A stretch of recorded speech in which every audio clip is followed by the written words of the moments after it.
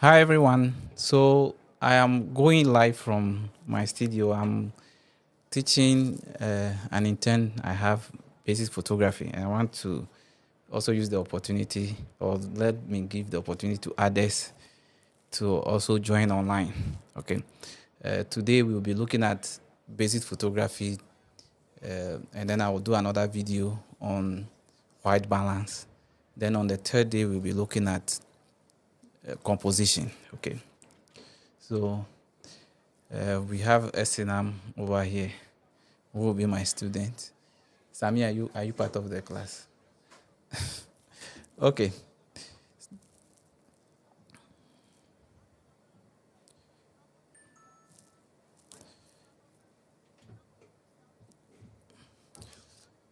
So my name is Andrew, as you all know.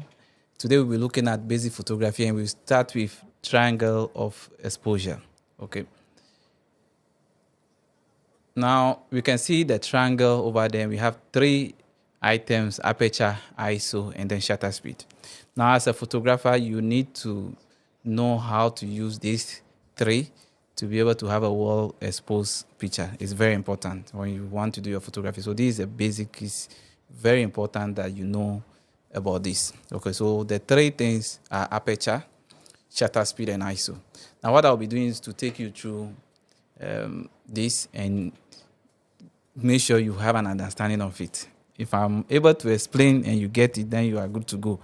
And if I explain you don't get it, then you have a long way. Because my explanation, I believe, should be able to put you on a better path. Okay. So as I mentioned, what makes triangle of exposure, and we mentioned ISO, aperture, and shutter speed. What is an ISO? ISO is talking about sensitivity to light. Okay, so it controls how sensitive your camera sensor to light. Now, the unit you'll be seeing on your camera of measurement is starting from 100. So you can have 100 up to. Can you check the camera, the last number on the ISO for me? Jeffrey, check for me. Okay. So when you are shooting a low ISO, it means you are in a bright situation. So for example, if you're outside with a lot of sun, you don't need a lot of sensitivity. So you can just shoot with ISO 100. Okay. Oh no, don't touch my camera. I wanted a different camera. And when you are indoor where lighting is going to be a challenge, you need to increase your ISO. Now I use amplify. You know amplify. Where did you see amplify? Is it church or school? Okay. So she's saying that she has seen amplify in school. So your amplifier in school, when they are playing music, is loud, right? When they increase it too much, it will come to a point that it will be too loud and it will not be good for the ears. So there will be a lot of noise coming in. Okay, so you may have what we call noise, digital noise. People will say it's digital noise in the picture that affects the quality of your picture. Sometimes the trick thing is that if you are taking the picture, your screen doesn't even show it.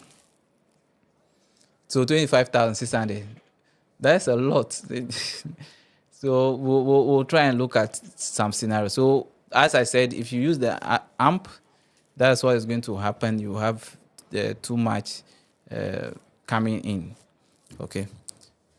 Then look at this picture. So you see the first picture with an ISO 100. You can see it's clear. You can't see those dots in it. So it's just like when you are watching the TV those days with the antenna. Now, right now we have more of these decoders we are using. You use the antenna direct into it to catch your GTV, and then there is this noise in it. So you see that ISO 6400, you have a lot of noise. We were at Cape Coast last 2 weeks, and there was a light out, and the room was very dark, and the guys were shooting ISO 8000. That is quite a lot. Luckily for us, Lightroom is having the noise. So now if you have a lot of noise, you can go to Lightroom. It's going to do it for you seamlessly. You see it. It brings a certain quality to the picture itself. So now I've not been complaining to the guys, but those days I always make sure that they shoot the actual numbers. They don't have to go above 2,000. Even if you go 2,000, I'll be looking at you some way. Okay, but I've seen photographers also shoot more than 2,000. So it depends on the photography, the style of photography you are doing. As I mentioned, you have to create your niche. So if that's what your client see and come to you, then who am I to complain? But I will want to keep my ISO a little down. I don't have to go above 2,000. So if you look at the first picture, which is ISO 100, you can see it's more clear. There's no noise, and then the 3,200 is having noise. Let me quickly add that when you take the cameras, so if you are using 60D, if you are 1,000, you may get noise early. But if you are using R6, R5, even at 2,000, scarcely will you see that there's a noise. So depending on your camera you are using to will determine the noise that you'll be seeing your picture. So, and that is also money, buying a higher spec of a camera. So it's very important to understand this. When you understand, you know how they complement each other, you will be able to adjust it so that you get the best out of your camera. Then we look at shutter speed. So shutter speed is controlling how long the camera sensor is exposed to light. So how long? And what do we use? Window. So or a door. You open, you want a window or a door? You want door. Okay. Those of you who have been passing window when you were in school, I think I was doing the same. When I'm going to eat and the bell will not ring early, I'll pass through the window and go. But I'm a very good boy. Okay. So when you open the door down for a long time, you have more light coming in, right? But if you just open and close very fast, little light will come in. So what our shutter speed is going to be doing is to determine whether your picture is going to be bright or it's going to be dark. Okay, but there's other factors it will be playing, like disadvantages and advantages. Now, one thing you have to know is that when you take the unit of measurement, it is measured in seconds or fraction. Okay, so you see on the camera that you have, if you have 1 second, you can actually go 1 second, which means that it's going to take that 1 second to gather a lot of light. Sometimes the picture will just be white. You will not see anything. Okay, and I mentioned that you can use that to do light painting. So you have somebody holding light and moving. You may not see the person, but you see the drawing of the light. That is what it is good for. That is if you have a slower shutter speed. Then a faster one is able to freeze motion. Okay, a faster one is able to. So the faster will be in fraction. So thousands of a second or 2,000 of a second is going to. And I mentioned if you want to do sports,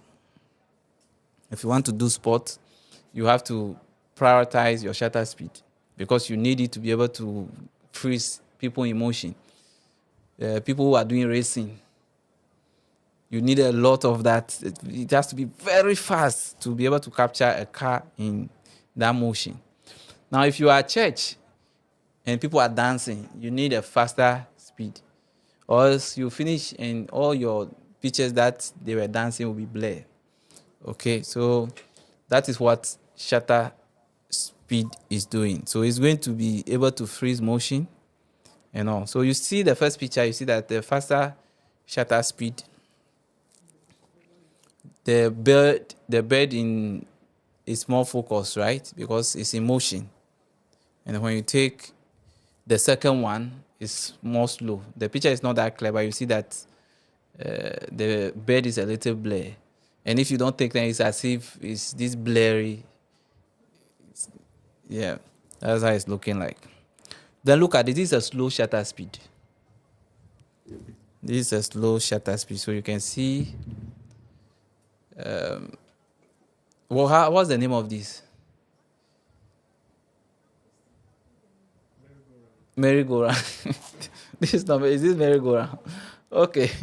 So this thing, I don't know if I'll have the heart to sit in it with this kind of speed or the one that goes down like this. But something like this need a lot of speed to be able to take it, or else. Can you sit? You can't. You are afraid of height already. Then you are going to sit inside this. Jeffrey, what about you? You can sit inside it. I think I can also try. I can, yeah, I can do that. Firstly, what about you?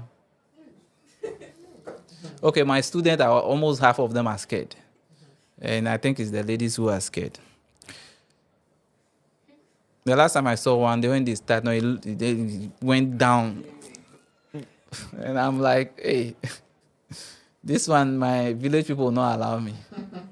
Okay, so if you look at the picture you are seeing now, you can see that with 500 of a second, you can see the particles of the pitch, the waterfall. And one thing that SNAM will be doing is that we will be dropping water and you capture it in mid-air using a faster shutter speed for us. So you look at the second picture, is 1/4. It's going to take a lot of time to capture this and gather light. Even though it's going to be bright, you may not get that particle. You may not be able to freeze it. It's just going to be blurry.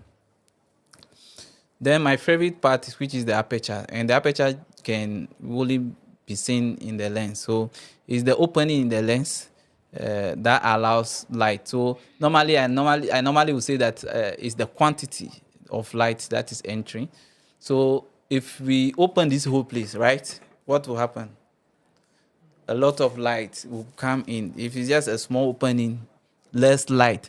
But it's just like when you use your eyes and you close it a little, you see from afar, right? So that's what is happening.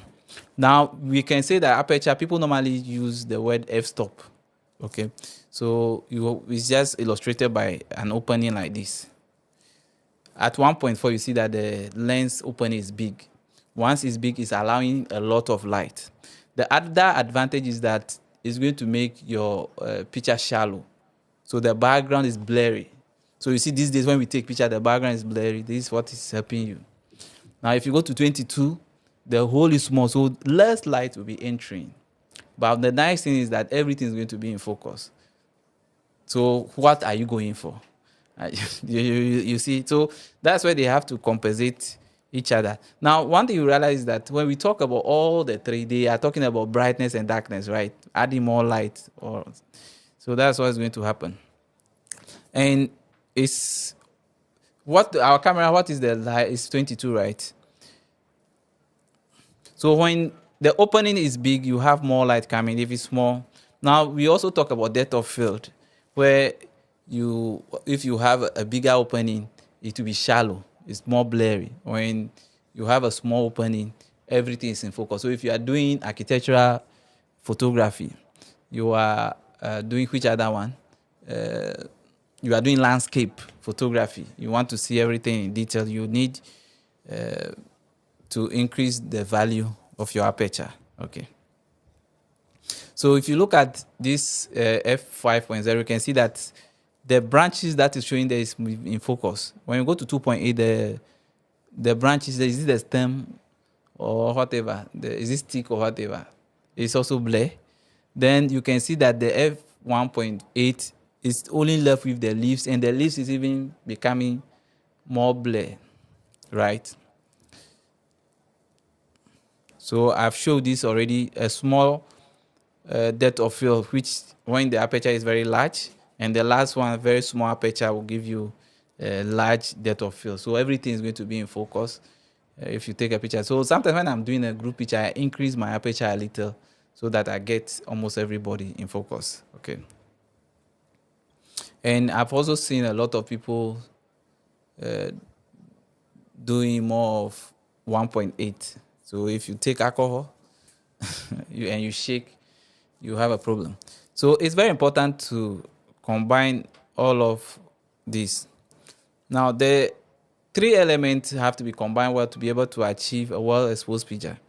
Okay, you want your picture to be bright, not too bright, not too dark. You have to be able to combine all of this. Now, I always give a scenario of what I normally do. If I'm outside, I know that my ISO is going to be 100 because there's a lot of sunlight for me. And when I come inside, then I know that I'm inside, so I will start increasing it. But if I'm outside, it's 100. So what it means is that that handle is becoming my standard for outside. When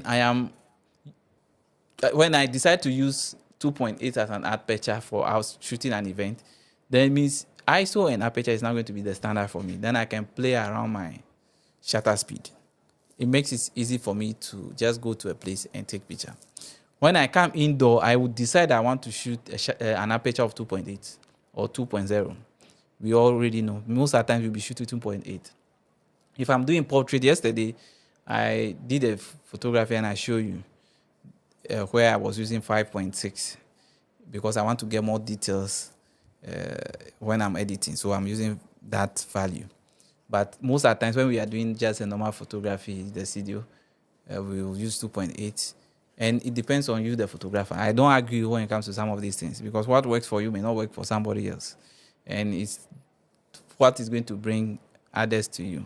Okay, so that is also very important to note. Now, apart from you combining all of this to be able to achieve a well-exposed picture, sometimes the environment can go against you.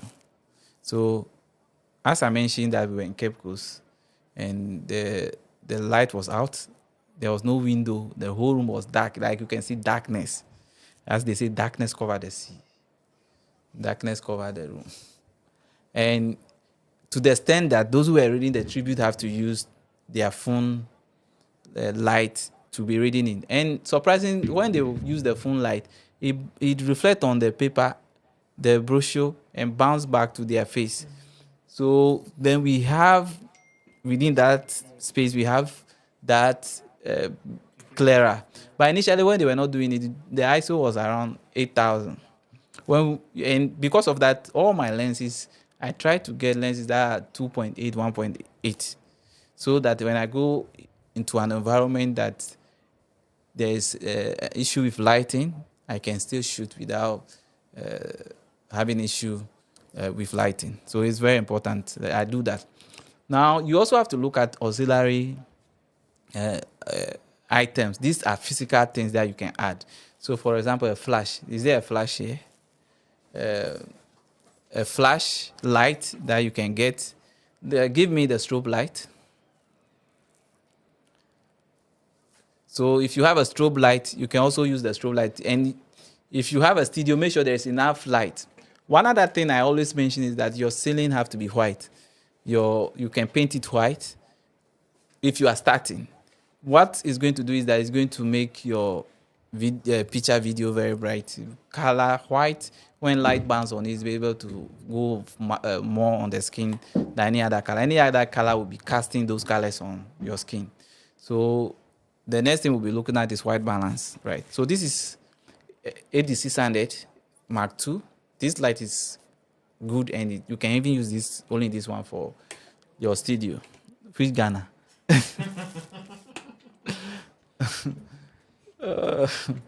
Okay.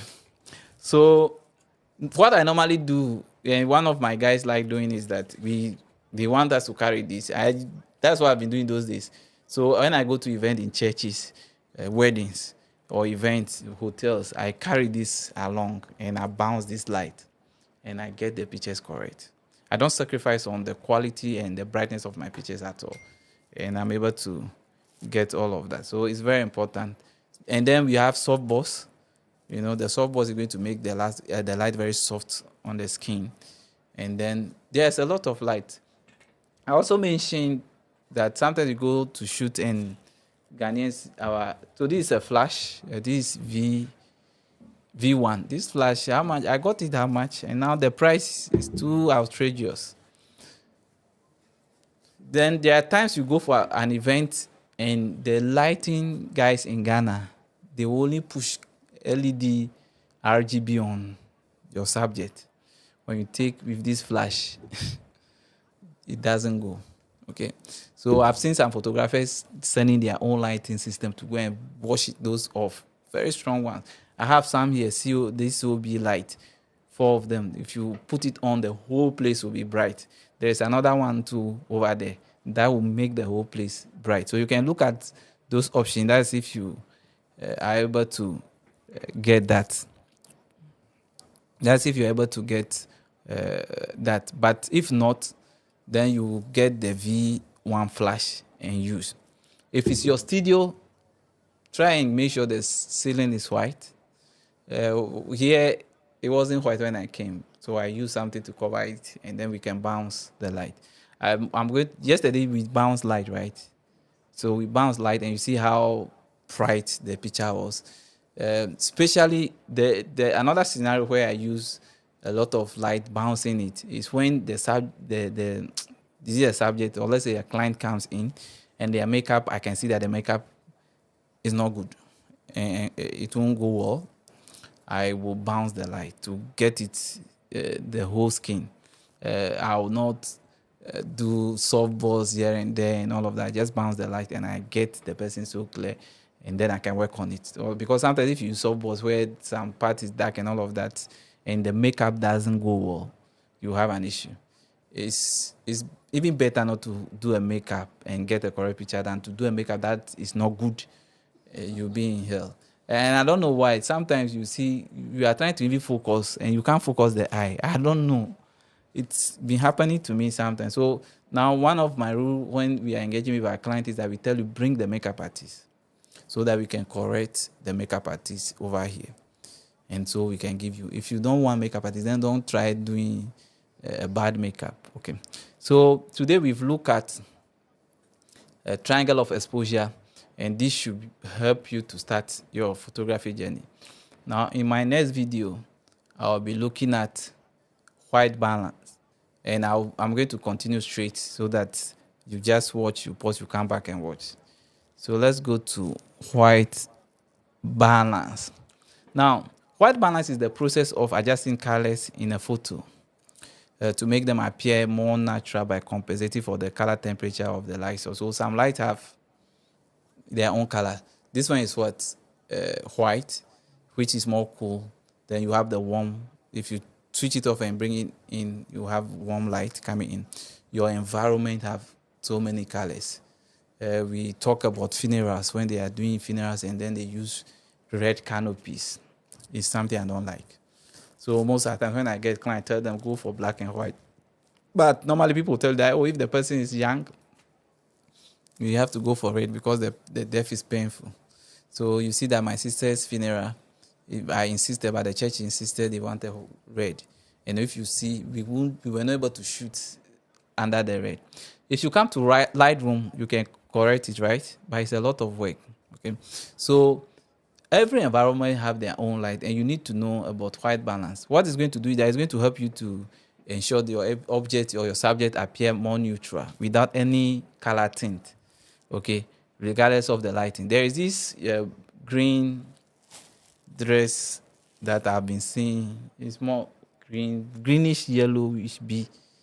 When you put it on, you take a picture, you see the light, the green cast over here. Okay, so those are the things that will be happening, and you need to be able to balance it very well. Now, why do we have to look at white balance in the first place? It prevents unwanted color cast, okay, from affecting your photo. It ensures colors in the scene look true to life. So as I'm seeing the environment, that's how my photography is. As I'm seeing you, I want the picture to appear like that. And others to want to do vintage, they want to make it more yellow and all of that. And your client will be coming to you based on what you are doing. So there are times I want to bring in I want to do the picture airy, vintage, and then you have the client saying, my pictures are not clear, it's dark. It's just because they know what I do and they've been patronizing me based on that. So the day they will come and you change your style, you're going to be in trouble. So I like shooting. I want to see how the environment is looking, how everything is. I want to see the true color. Okay. And it's going to enhance the overall mood and temperature of the image. Now we use the Kelvin. So it's measured in Kelvin and it affects the color of light. Now we have warm light and then we also have the cool. So the warm is going to be more orange and yellow, and then the cool one is going to be more of blue. Okay, so if you go to the seashore, you see more blue over there. So if you go, you'll see that if you take a picture at 5,000, it will be blue. So you have to increase it, the value.